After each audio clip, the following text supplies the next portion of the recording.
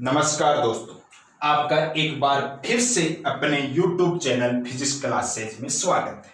आज अपन अध्ययन करेंगे आवेशित चालक की सतह पर लगने वाला विद्युत बल तथा विद्युत दाब। बड़ा ही आसान टॉपिक है, बहुत ही सरल टॉपिक है। बस बने रहिए मेरे साथ वीडियो में अंत तक। ये बोर्ड एग्जाम में भी आया हुआ है, पूछा गया है, किस तरह से प्रश्न बनाया हुआ है, इन सब की चर्चा करेंगे। तो चलिए अपन बढ़ते हैं अपने टॉपिक की तरफ। टॉपिक का नाम क्या है? आवेशित चालक की सतह पर लगने वाला विद्युत बल तथा विद्युत दाब। तो आवेशित चालक अर्थात चालक को अपन को क्या करना है? आवेशित करना है। अपन एक बात जानते हैं कि चालक को दिया गया आवेश उसके पृष्ठ पर एक समान रूप से वितरित होता है। ये बात अपन बहुत ही अच्छी तरह से जानते हैं। अपन ने गाउस के नियम के अनुप्रयोग किए थे, उसके अंदर अपन ने जो भी गाउसीय पृष्ठ लिया था उसको अपन ने अलग अलग पृष्ठों में विभाजित किया था। गोलीय गाउसीय पृष्ठ लिया था, उसको अपन अनेक छोटे छोटे अल्पांशों में विभाजित किया था। तो ये बात हमारे लिए कोई नई नहीं है, अपन पढ़ चुके हैं पहले। ठीक ऐसी ही, ठीक वैसी ही पुनरावृत्ति अपन यहां पे करने वाले हैं। तो देखिएगा, ये अपन ने एक छोटा सा अल्पांश ले लिया। क्या ले लिया प्यारे बच्चों? एक छोटा सा अल्पांश ले लिया, इसको नाम दे दिया एक भी अल्पांश दे दिया। ठीक ऐसे ही छोटे छोटे अल्पांशों से ये पूरा चालक बना हुआ है। ठीक है, ये चालक के ऊपर अल्पांश है, ये भी चालक के ऊपर अल्पांश है, ये भी चालक के ऊपर अल्पांश है। अब देखिए, इस चालक की प्रकृति भी धनात्मक, इस चालक की प्रकृति भी धनात्मक और इसकी भी धनात्मक, अर्थात ये समान प्रकृति के आवेश से आवेशित है। अपन जानते हैं, क्या जानते हैं अपन? कि समान प्रकृति के आवेशों के मध्य प्रतिकर्षण बल लगता है और असमान आवेशों की प्रकृति के मध्य आकर्षण बल लगता है। यह बात अपन अच्छी तरह से जानते हैं। तो देखिए, ऐसे ही अनेक छोटे छोटे अल्पांशों में यह बना हुआ है। ठीक है बच्चा, अब ये सारे अल्पांश मिलकर इस एक छोटे से अल्पांश पर बल लगाएंगे तो लगने वाला बल क्या होगा? प्रतिकर्षण होगा कि आकर्षण होगा? प्रतिकर्षण होगा। क्यों? क्योंकि इन जो सारे अल्पांश है इनका अपने बीजगणितीय योग कर लिया, धनात्मक आवेश इनका क्या, सबका धनात्मक है, इनका भी धनात्मक है, तो प्रतिकर्षण बल लगेगा। तो यह प्रतिकर्षण बल क्या लगेगा? बाहर की तरफ।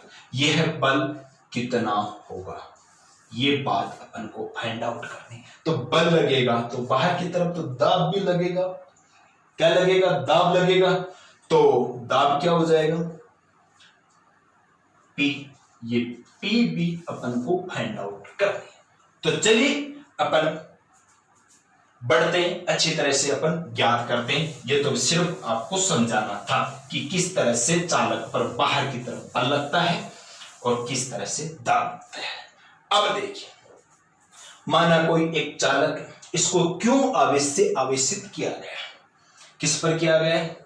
कैसे किया गया है? क्यों आवेश से आवेशित किया गया है? ठीक अपन क्या लेते हैं? गोले के बाहर और गोले के अंदर दो बिंदु लेते हैं। अपन थोड़ी सी और चर्चा कर लेते हैं। बता चुके हैं यहाँ पे पहले कि एक अगर छोटा अल्पांश लिया जाए तो चालक के अन्य सभी अल्पांश उस पर क्या लगाएंगे? प्रतिकर्षण बल लगाएंगे। जो बल क्या लगेगा? बाहर की तरफ लगेगा। इस लगने वाले बल को ही अपन क्या कहते हैं? विद्युत बल कहते हैं। और इसके फलस्वरूप ही क्या लगता है? इस पर बाहर की तरफ एक दाब लगता है। उसी दाब को, उसी प्रेशर को आप अच्छी तरह से वाकिफ है कि प्रेशर के बिना कुछ भी नहीं हो सकता। जैसे भी कार्य भी प्रेशर के साथ में ही करती है।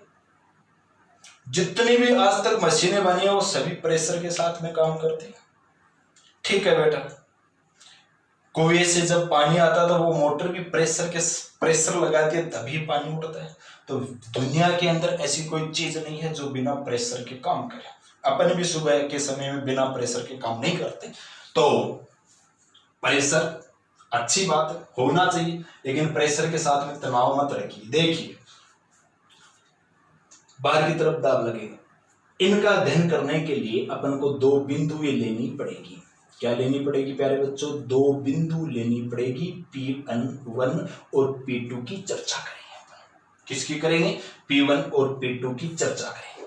इसको अपन एक चालक सतह मान लें, तो इस चालक सतह के कारण यहां पर विद्युत क्षेत्र की तीव्रता क्या हो जाएगी? ये EP1 बराबर क्या हो जाएगी? सिग्मा अपॉन एप्सिलॉन नॉट, समीकरण नंबर 1। ठीक है प्यारे बच्चा, और चालक के अंदर विद्युत क्षेत्र की तीव्रता EP2 कितनी हो जाएगी? 0। अपन जानते हैं कि चालक के अंदर विद्युत क्षेत्र अनुपस्थित रहता है। क्यों? क्योंकि चालक को दिया गया आवेश उसके पृष्ठ पर उपस्थित होता है, अंदर आवेश अनुपस्थित रहता है। आवेश अनुपस्थित है तो विद्युत क्षेत्र भी क्या होगा? शून्य होगा। ठीक, कोई दिक्कत? अब अपन इसको दो भागों में विभाजित करते हैं। एक तो लेते हैं अपन अल्पांश AB, इसका आवेश है dq, और इस अल्पांश के कारण उत्पन्न विद्युत क्षेत्र की तीव्रता है E1। समझ गई बात? और शेष भाग क्या हो गया? ACB। इस ACB भाग से उत्पन्न विद्युत क्षेत्र की तीव्रता है E2। अब बिंदु P1 और P2 पर चर्चा करते हैं। तो AB अल्पांश के कारण विद्युत क्षेत्र की तीव्रता E1, ACB भाग के कारण विद्युत क्षेत्र की तीव्रता E2। समझ में आई? यह धन आवेश E की डायरेक्शन बाहर की तरफ होगी, ACB भाग का भी आवेश क्या है? धन है, तो E2 की डायरेक्शन भी क्या होगी? बाहर की तरफ होगी। अब चलिए चर्चा करते हैं अपन P2 बिंदु पर। यह धन आवेश है तो बाहर की तरफ होगी, तो ये क्या होगी? E1। ये ACB भाग है, धन आवेश है, तो इनके लिए इनकी विद्युत क्षेत्र की E2 भी क्या होगी? बाहर की ओर होगी। अब अपन चर्चा करते हैं इस बिंदु P1 और P2 पर टोटल विद्युत क्षेत्र कितना है। तो देखिए EP1 बराबर, दोनों समान दिशा में जुड़ जाएंगे, E1 प्लस E2, समीकरण 3। एक यहां पे है, ये 2, ठीक है ना? ये समीकरण नंबर 3। तथा EP2 कितना? 0। 0 कैसे होगा? देखिए E1 माइनस E2 हो गया, कोई दिक्कत? इसको अपन ने दिया समीकरण 4। E1 माइनस E2 क्यों आया? क्योंकि E1 और E2 के मध्य एंगल कितने का है? 180 डिग्री का है, तो E1 माइनस E2 आ गया। अब चर्चा करते हैं अपन समीकरण 2 की। समीकरण 2 के अंदर EP2 कितना है? 0 है, तो ये क्या आएगा? 0 बराबर E1 माइनस E2, कोई दिक्कत? और यहां से E1 बराबर क्या आ गया? E2, कोई दिक्कत? अब इसकी चर्चा और इसकी चर्चा अपन करेंगे, कोई दिक्कत? तो E1 बराबर E2, तो इसका अर्थ क्या हो गया? समीकरण 3 में अपन क्या रख सकते हैं? EP1 बराबर E1 प्लस E2, या फिर सॉरी E1 प्लस E1 या E2 प्लस E2। तो अपन ने रख दिया समीकरण 3 से। समीकरण 3 से बच्चा क्या आ जाएगी? EP1 बराबर E2 प्लस E2, कोई दिक्कत? तो ये EP1 बराबर 2E2 आ गई, कोई दिक्कत? यहां से E2 की वैल्यू कितनी आ जाएगी? E2 बराबर EP1 बटे 2। EP1 की वैल्यू कितनी है? सिग्मा अपॉन एप्सिलॉन नॉट है क्या? कितनी बेटा? Sigma upon epsilon not. तो ये क्या आ जाएगी? E2 बराबर सिग्मा अपॉन 2 एप्सिलॉन नॉट, समीकरण नंबर 4 तक चर्चा हो गई ना? यह आ गया 5, कोई दिक्कत? बोली अतः अपन क्या कह सकते हैं कि जो ACB भाग के कारण विद्युत क्षेत्र की तीव्रता है उसका मान अल्पांश पर कितना होगा? सिग्मा अपॉन 2 एप्सिलॉन नॉट होगा। ठीक, अब इस विद्युत क्षेत्र में उपस्थित हो गया ना ये AB अल्पांश, क्या हो गया? विद्युत क्षेत्र में उपस्थित हो गया। किस विद्युत क्षेत्र में उपस्थित हो गया? E2 विद्युत क्षेत्र में उपस्थित हो गया। तो अब इस पर बल लगेगा। अल्पांश का आवेश कितना है? dq है, dq आवेश है तो इस पर लगने वाला बल भी क्या होगा, अल्फ होगा, डी एफ मान लिया। लगने वाला बल डी एफ हो। अपन जानते हैं कि जब किसी विद्युत क्षेत्र में आवेश Q पर लगने वाला बल F हो तो F बराबर क्या होता है, Q इंटू ई होता है क्या। तो F का मान कितना है, डी एफ है। क्यों कितना है, डी क्यू है। ई का मान कितना है, ई टू है, तो ई टू इंटू डी क्यू। समझ आई बात, कोई दिक्कत। ये वैल्यू यहां पे रख देंगे अपन। ई टू की वैल्यू कितनी रखेंगे, सिग्मा अपॉन 2 एप्सिलॉन नॉट।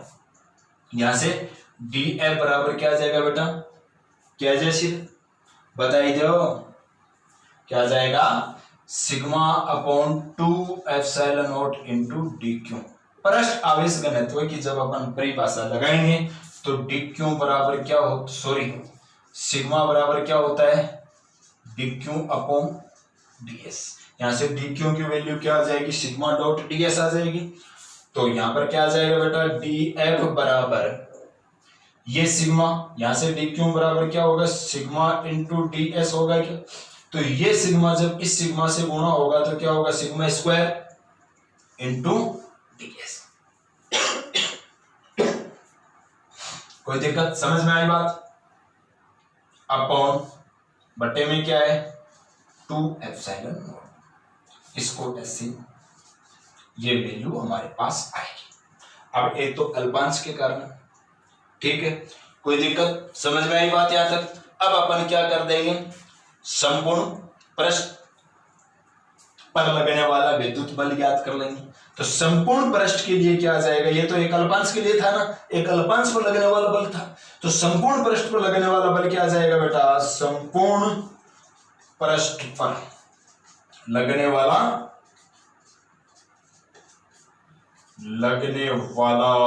विद्युत बल क्या आ जाएगा, F बराबर समाकलन sigma square upon 2 epsilon not into D S. कोई दिक्कत यहां तक, बोलिए। मैंने जब इसको किससे गुणा किया, एप्सिलॉन नॉट से गुणा किया और एप्सिलॉन नॉट से ही भाग दिया, तो क्या बनेगा, समाकलन sigma square upon 2 epsilon not square into epsilon not into D S बनेगा। अपन जानते हैं कि E बराबर क्या होता है, सिग्मा अपॉन एप्सिलॉन नॉट होता है। जब इनका स्क्वायर होगा तो इधर इसका भी स्क्वायर होगा।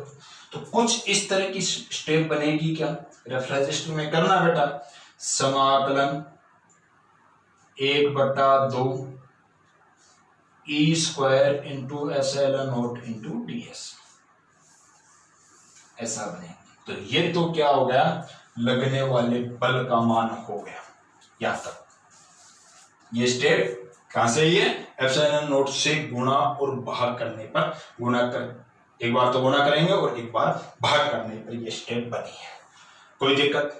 अब अपन क्या याद करेंगे, विद्युत दाब, अर्थात पृष्ठ के एकांक क्षेत्रफल पर लगने वाला बल। एकांक क्षेत्रफल पर लगने वाला बल क्या होता है, दाब होता है क्या, क्या होता है बेटा, एकांक क्षेत्रफल पर लगने वाला, एकांक क्षेत्रफल पर लगने वाला बल क्या हो जाएगा बेटा, क्या हो जाएगा रे, एकांक क्षेत्रफल पर लगने वाला दाब क्या हो जाएगा, P बराबर D F upon D S. D F की वैल्यू ये, जब इसमें डी एस का भाग देंगे तो यहाँ पे डी एस का भाग देंगे तो इसमें भी डी एस का भाग लगेगा। तो P बराबर क्या आ जाएगा बेटा, sigma square upon 2 epsilon naught आ जाएगा। ये आ गया लगने वाला इस पर विद्युत दाब। तो आवेशित चालक की सतह पर लगने वाला विद्युत बल डी एफ बराबर sigma square upon 2 epsilon not into D S, या एफ बराबर sigma square upon 2 epsilon not into D S, और विद्युत दाब का सूत्र क्या आ गया, P बराबर sigma square upon 2 epsilon not. समझ में आया बात। ये 2018 में आया हुआ है। तो 2018 में इनको 2 नंबर से पूछा गया था, लेकिन ये 4 नंबर के प्रश्न में था। तो देखिए क्या पूछा गया था। पहले तो ये पूछा गया था एक नंबर के अंदर विद्युत क्षेत्र की तीव्रता की परिभाषा लिखिए, जो कि समीकरण नंबर लेसन नंबर 1 में। बाद में पूछा गया था कि आवेशित चालक की सतह पर लगने वाले विद्युत दाब का व्यंजक प्राप्त कीजिए। मतलब यहां तक अपन को करना है, 2 नंबर में किया गया था। 4 नंबर में करने के लिए 1 नंबर की और कमी पड़ी, तो 1 नंबर में पूछा गया था कि अचालक गोले के लिए विद्युत क्षेत्र तथा दूरी के मध्य ग्राफ खींचिए। इस तरह से यहां से 4 नंबर का प्रश्न बनाया गया था। आशा करता हूं आपको ये डेरिवेशन अच्छे से समझ में आया है। अगले क्लास में अपन फिर से हाजिर होंगे, तब तक के लिए आपसे आज्ञा चाहते हैं। अगर क्लास समझ में आई है तो वीडियो को लाइक करना, शेयर करना, और हाँ, आपने अभी तक अगर चैनल को सब्सक्राइब नहीं किया है तो सब्सक्राइब जरूर कीजिएगा। धन्यवाद।